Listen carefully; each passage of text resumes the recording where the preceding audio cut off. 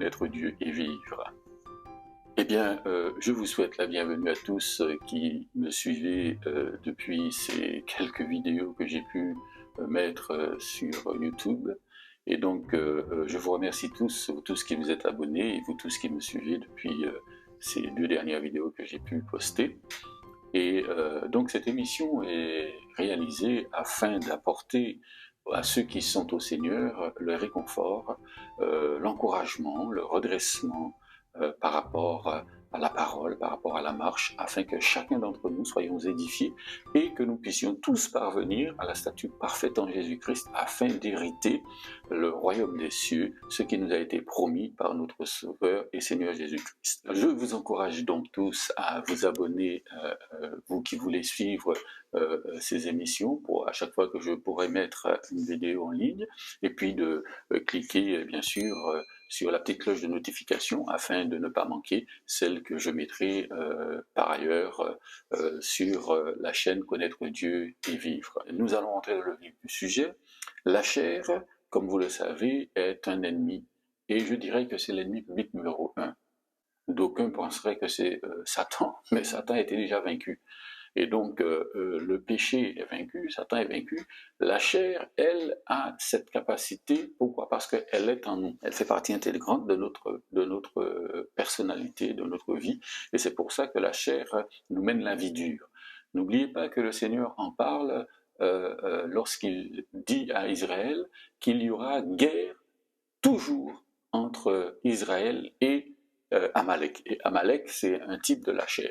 Nous allons lire pour cela dans le livre de Galates au chapitre 5 verset 13 ce qu'il est dit par l'apôtre Paul à nos frères de Galates de l'époque.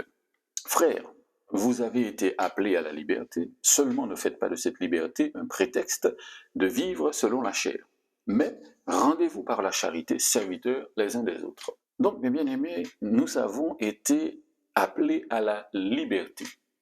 Donc, vous et moi qui avons connu Christ et qui le connaissons, qui servons Jésus, eh bien, nous sommes devenus libres. Pourquoi? Parce que le Seigneur a dit une chose dans sa parole. Il a dit ceci, je ne vous laisserai pas seul, je m'en irai, mais je vous enverrai le Saint-Esprit, et il vous conduira dans toute la vérité, afin que la vérité vous affranchisse. Et c'est ça la liberté, c'est d'être conduit par le Saint-Esprit, dans toute la vérité, et la vérité nous affranchit. L'affranchissement, c'est la liberté, c'est être libre maintenant. On n'est plus assujetti à X ou Y, mais on est libre. Donc, frères, vous avez été appelés à la liberté seulement. Ne faites pas de cette liberté un prétexte de vivre selon la chair, mais rendez-vous par la charité serviteurs les uns des autres. Vous savez, bien-aimés, nous sommes tous confrontés chaque jour à des situations, des circonstances dans la vie qui nous mènent à manifester soit la chair, soit l'esprit.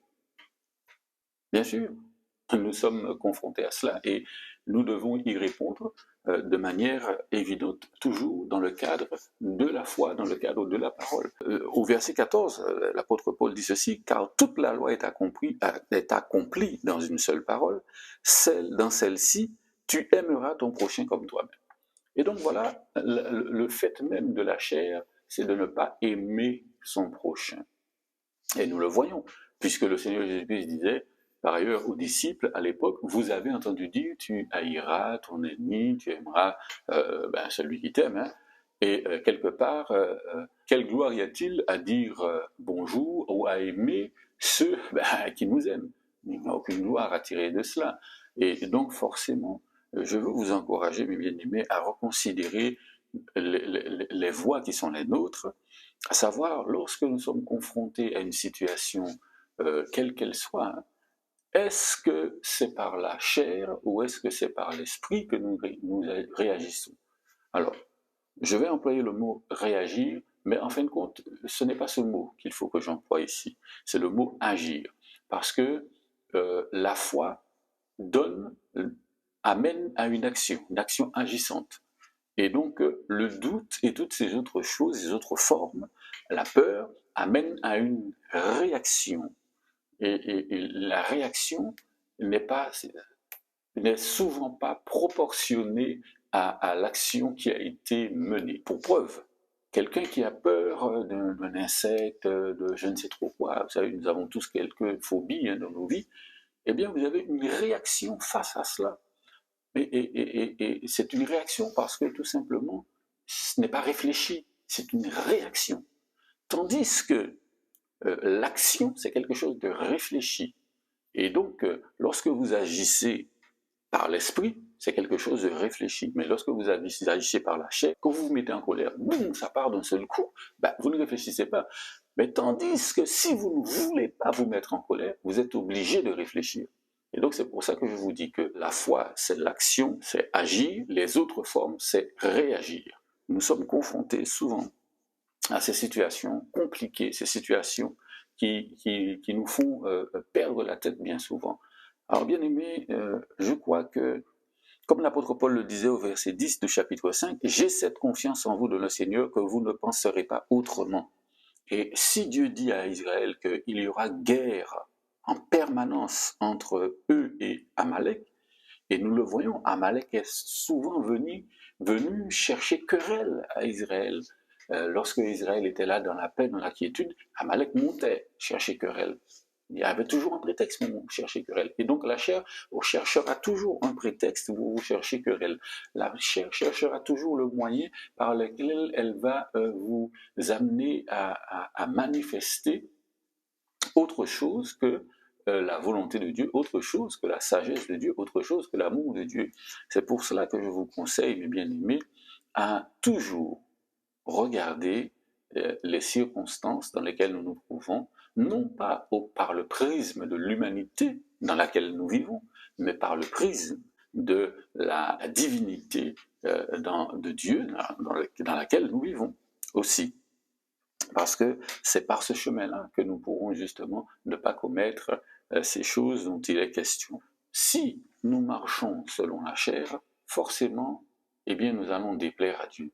Forcément, nous allons avoir cette attitude, ce comportement qui ne plaira pas du tout au Seigneur, qui ne sera pas du tout conforme à la pensée de Dieu.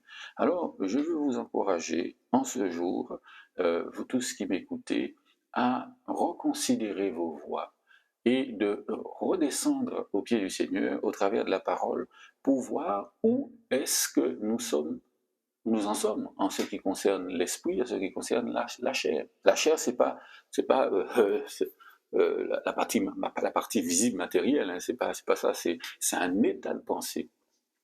La chair, c'est tout ce qui se fait, c'est le système de pensée qui veut obliger, qui veut emmener l'homme à donner ce qu'il veut à Dieu, comme il le veut. Vous savez, regardez ce qui se passe dans toutes les religions. Eh bien, celui-là arrive vers Dieu d'une certaine manière, à la manière qui lui plaît. Eh bien, il lui plaît de représenter Dieu comme un arbre, et bien voilà. Ben, c'est ça la chair. La chair, c'est tout ce qui se représente par l'homme en conséquence de sa manière de voir et non pas comme celle que Dieu attend, que celle que Dieu veut. Donc, ne cherchez pas à vous conduire autrement que par l'esprit, puisque au verset 9, il est question de un peu de levain fait lever toute la pâte. Un petit peu de levain, en effet. Vous qui êtes pâtissier, boulanger, qui êtes dans les arts culinaires, vous le savez fort bien que le levain fait lever toute une pâte. On n'a pas besoin d'un gros bout de levain pour que toute la pâte puisse lever. Il en est de même de la chair. La chair, il suffit juste d'un petit peu de levain, un tout petit peu, et ça va se répandre dans toute la sphère de votre vie, et vous allez ainsi être incapable de porter quelques actions nobles de l'esprit au milieu des enfants de lumière. Je vous le dis encore une fois, ne cherchez pas à vivre autrement que par l'esprit. Oui. Et voilà ce qu'il est dit. D'ailleurs, hein, on va reprendre au verset 1er du chapitre 5. C'est pour la liberté que Christ nous a affranchis. Demeurez donc fermes et ne vous laissez pas mettre de nouveau sous le joug de la servitude.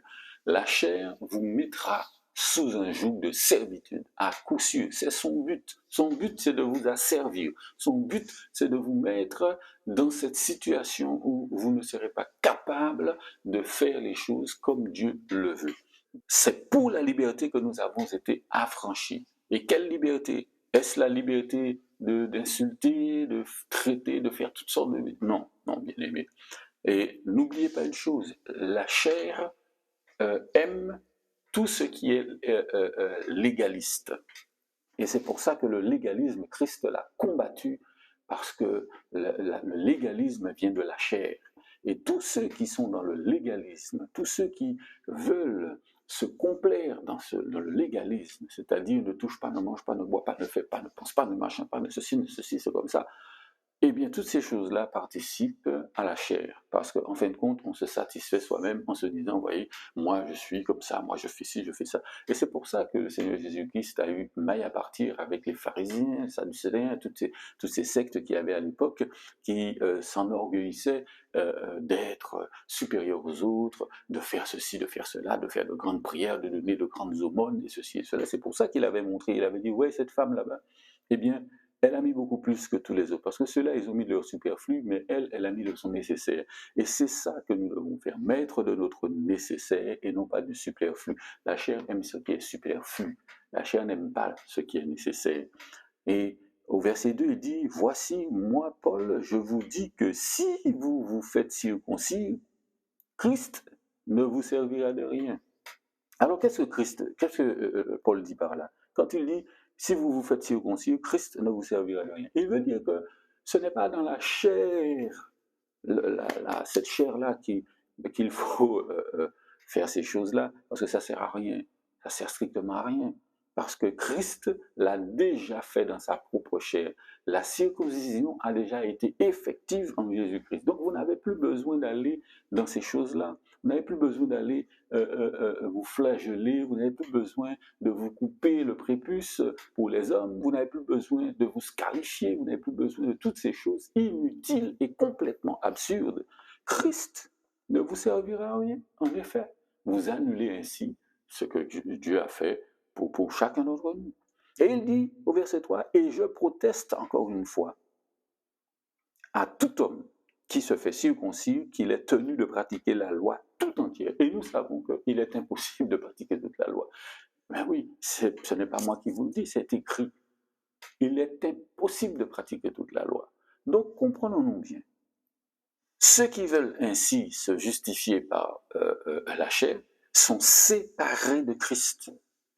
Entendez bien, ceux qui veulent se justifier par la chair sont séparés de Christ. C'est pour ça, bien aimé, ne cherchons pas les intérêts de la chair, en quelque situation que ce soit, parce que la chair nous sépare de Christ. La chair nous sépare de Christ, bien aimé. La chair, c'est un système de pensée, c'est une nature, un comportement. Et si vous entrez là-dedans, vous vous mettez hors de Christ. Alors que Christ a déjà tout accompli, puisqu'il l'a dit, Père, tout est accompli à la croix, quand il était à Golgotha, c'est ce qu'il a dit. Et nous savons qu'en quelque part, il est écrit, eh bien que toutes choses lui ont été soumises, et que nous avons tout pleinement en Jésus-Christ. Voilà. Comprenons-nous bien, mes bien-aimés. Vraiment, c'est une chose qu'il faut saisir. Et c'est grave, c'est grave. Vous tous qui cherchez la justification dans la loi, vous êtes déchus de la grâce, bien-aimés. Attention, attention, attention, attention. Vous savez, il y a beaucoup de lieux dans lesquels on est en train d'essayer de ramener les choses par la loi. Non, bien-aimés, la lettre peut tuer. Il faut comprendre que c'est par l'Esprit que Dieu a fait connaître Christ. C'est par l'Esprit qu'il a fait connaître Christ. Il dit, ce n'est ni par la force, ni par ceci, ni par cela, mais par mon esprit. Et donc, comprenons-nous bien, celui qui se confie en la chair se trouve véritablement dans une situation mais terrible, parce qu'il est déchu de la grâce, sorti de la grâce, bien-aimé. Alors, n'allons pas dans cette direction-là, n'allons pas dans les choses charnelles, dans les choses qui vont nous séparer de Jésus, qui vont nous séparer de la personne de Dieu. N'allons pas dans ce sens-là. Pour nous, c'est de la foi que nous attendons par l'Esprit l'espérance de la justice. Oh, c'est ça, bien-aimés. Alors, lorsque vous êtes confronté à quelque situation que ce soit, vous savez, il y a des bien-aimés qui vivent des choses difficiles. Il y a tel frère, telle sœur qui se trouve dans une situation de péché. Est-ce que je vais venir avec le bâton et puis taper sur la tête du bien-aimé, du frère, de la sœur? Non. Je viendrai avec amour, je viendrai avec justice, je viendrai avec la parole de vérité, la foi. Et ainsi, cela nous permettra d'apporter un secours à cette personne, à ce bien-aimé. Mais si vous venez avec la loi, c'est la mort. La loi, c'est la mort. Donc, vous allez amener la mort, vous allez amener l'impossibilité à ce frère, à cette sœur, parce que ce que vous lui apporterez, il ne pourra pas le porter, parce que vous-même ne pouvez pas le porter. Alors, je vous le dis, ne cherchez pas dans la chair les satisfactions pour quoi que ce soit, parce que la chair n'apporte rien d'autre que d'être déchu de la grâce. Vraiment, mes bien-aimés, je veux vous encourager à rechercher dans la grâce de Dieu les actions qui mènent à la vie, parce que c'est dans la grâce de Dieu que se trouvent ces actions-là. Ces actions-là sont véritables et c'est de vivre par l'Esprit. Alors oui, rendez-vous par la charité, serviteurs les uns des autres. Vous voyez, ce n'est que par l'Esprit que cela est possible. La chair, non, la chair ne peut pas nous rendre serviteurs les uns des autres, parce que la chair va toujours chercher son intérêt. La chair veut se satisfaire elle-même. Elle veut recevoir les honneurs, elle veut recevoir la gloire, la chair. La chair veut recevoir ces choses qui sont, que auxquelles nous aspirons sur le plan humain. Eh oui. Et donc, bien aimé, c'est pour ça que je vous dis, aimez la loi de Dieu et vous accomplirez la justice de Dieu. Et vous voyez que lorsque l'on est dans la chair, comme il est dit au verset 15 du chapitre 5, « Mais si vous vous mordez les uns les autres et vous dévorez les uns les autres, prenez garde que vous ne soyez détruits les uns par les autres. » Oui, marchez par l'esprit et vous n'accomplirez pas les désirs de la chair. Vous voyez que la chair, ce sont des désirs que la chair a. Et donc, nous voyons que si nous marchons par la chair, nous allons nous mordre les uns les autres, nous allons nous dévorer, nous allons nous faire du mal, nous allons nous détruire les uns les autres. Je vais haïr mon frère, haïr ma soeur aura de la rancœur, de la rancune contre moi, mon frère, non, voilà, il a la haine. Et nous savons que dans le livre des épîtres de Jean, Jean en parle et il dit que celui qui est son frère est du malin. Et nous savons que celui qui est du malin n'hérite pas du royaume des cieux. Alors, mes bien-aimés, lorsque vous vous trouvez dans une circonstance où vous devez manifester, eh bien, une attitude, un comportement, réfléchissez, parce que la foi, elle agit. Et donc, agir, c'est réfléchir. Mais ne réagissez pas, parce que la réaction, c'est tout simplement ce qui n'est pas réfléchi, et donc ce n'est pas la foi. Ça peut être le doute, ça peut être la peur, ça peut être la colère, ça peut être l'envie, ça peut être la frustration, ça peut être l'énervement, l'agacement, mais ce n'est pas la foi. Et la foi agit, la foi donc réfléchit. Pourquoi? Parce que la foi est basée sur ce que Dieu a dit. Et ce que Dieu a dit, c'est quelque chose de réfléchi, c'est quelque chose de pensé. Il faut donc se positionner là-dessus et laisser l'Esprit de Dieu nous conduire afin que, par rapport à tout cela, eh bien, nous soyons conformes à la pensée de Dieu. Si vous êtes conduit par l'Esprit, vous n'êtes point sous la loi. C'est ce que dit le verset 18.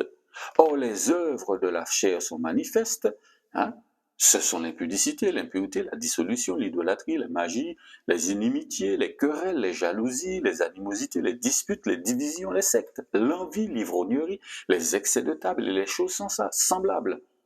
Je vous dis d'avance, comme je l'ai dit, eh bien, ceux qui commettent de telles choses n'hériteront point du royaume de Dieu. Bien aimé, c'est pas une mince affaire là. Il s'agit de notre vie en Jésus-Christ, notre salut.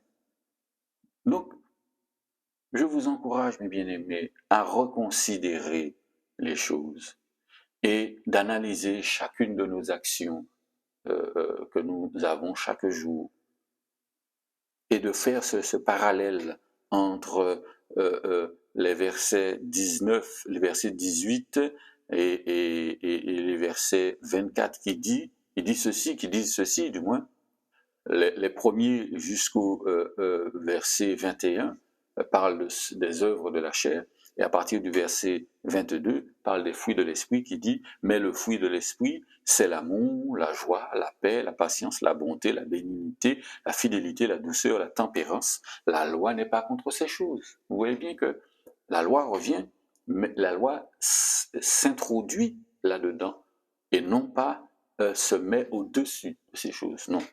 Ceux qui sont en Jésus-Christ ont crucifié la chair avec ses passions et ses désirs. Donc, comprenons-nous bien, bien-aimés. Nous voyons bien que l'ennemi numéro un, public numéro un, c'est la chair. Mais il faut que la chair demeure crucifiée. Il faut que la chair reste dans sa position de crucifié, c'est-à-dire le mort.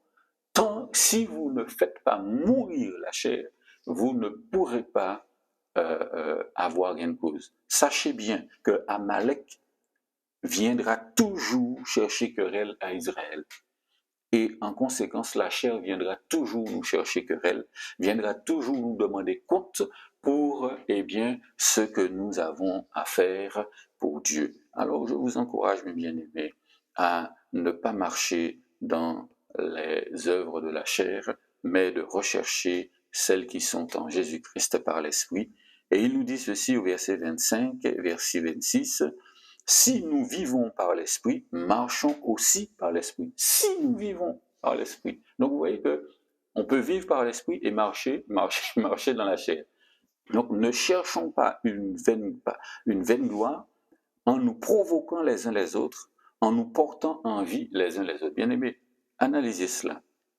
Analysez cela. Vous savez qu'au milieu de nous, il y a des frères et des sœurs qui sont envieux les uns par rapport aux autres. Parce que le frère ou la sœur assis à une nouvelle voiture, je ne sais pas quoi, enfin peu importe, des choses futiles même des fois.